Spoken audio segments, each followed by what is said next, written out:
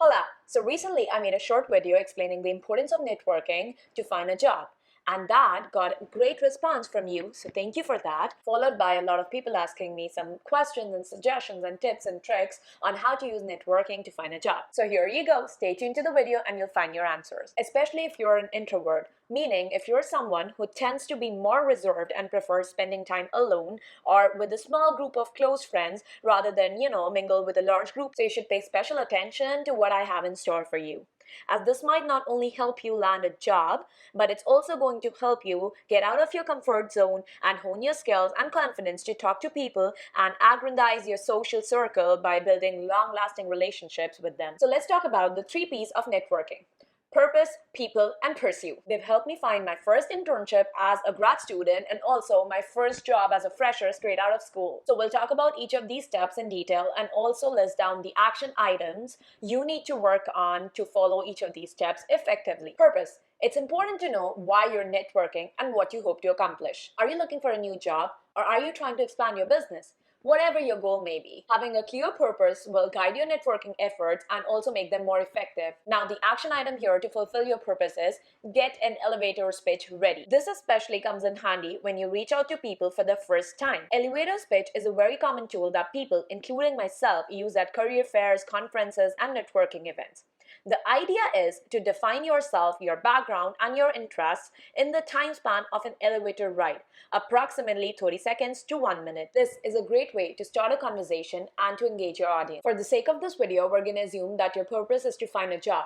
So create your elevator pitch keeping that in mind. But in reality, you can use this tool to accomplish any goal. Now, in this scenario, what I mean to say is, if you're still in school and you're looking for a job, your elevator pitch should clearly state the professional degree you are pursuing. For example, a master's or a bachelor's, and your domain of study. For example, computer science or business management, etc. However, if you are currently employed and are looking to switch jobs, you should clearly state your current position or company and also the kind of work you do in your current position. Now, I won't go into the details of how to write the perfect elevator pitch because that is a video in itself. By the way, if you want me to make such a video where I dive in deeper on the different elements of a good elevator pitch, let me know down in the comment section below. If there are enough comments, I will make one for you, I promise.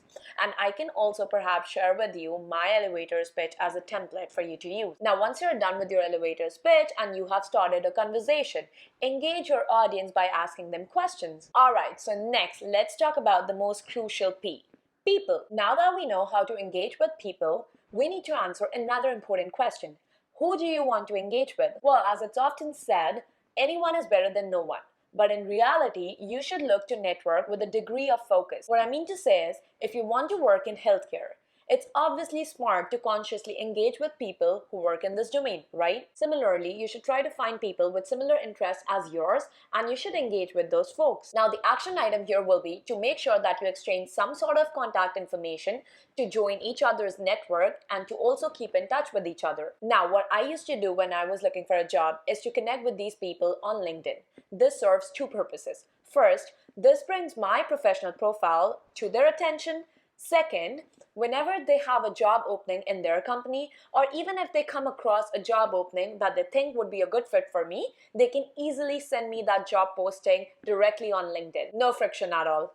Cool, no? Alright, on a side note, I would like to mention that networking is all about making connections with other people. So in addition to networking with people in your own industry, it's also sometimes good to branch out and meet people from different backgrounds and other industries, especially when you have a business, as you never know who may be able to help you in your career or maybe a potential client. Now we're off to the final, but the most important, but also the least followed step: pursue.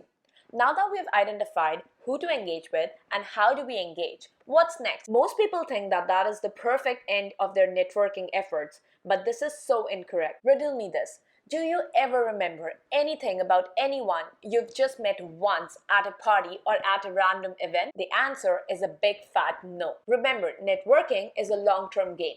The next step is to follow up with the contacts you make and to continue building a relationship with them. So the action item for this step is to message these people on LinkedIn or whatever platform you connected on. Give them a reminder or a refresher, if you will, that you met them in so and so event, and you can even share some exciting post or article with them that you think might interest them based on your conversation from the event. This shows thoughtfulness and your willingness to put yourself out there to establish a rapport with this person. Now, if you think they might have something interesting for you, don't hesitate to ask them out on coffee or tea to further discuss this opportunity. That is why it's so important to keep in touch with your network and to share your interest with them, maybe even through LinkedIn posts, so that when they come across an opportunity, they think of you. Alright, so that's it for this video. I hope this framework and my experience will help you achieve your goals. Again, so let us know down in the comment section below how this network helped you build a strong network, or even if you have some suggestions, some other tips and tricks on networking that all of us can use. Don't hesitate. Thanks for watching and happy networking.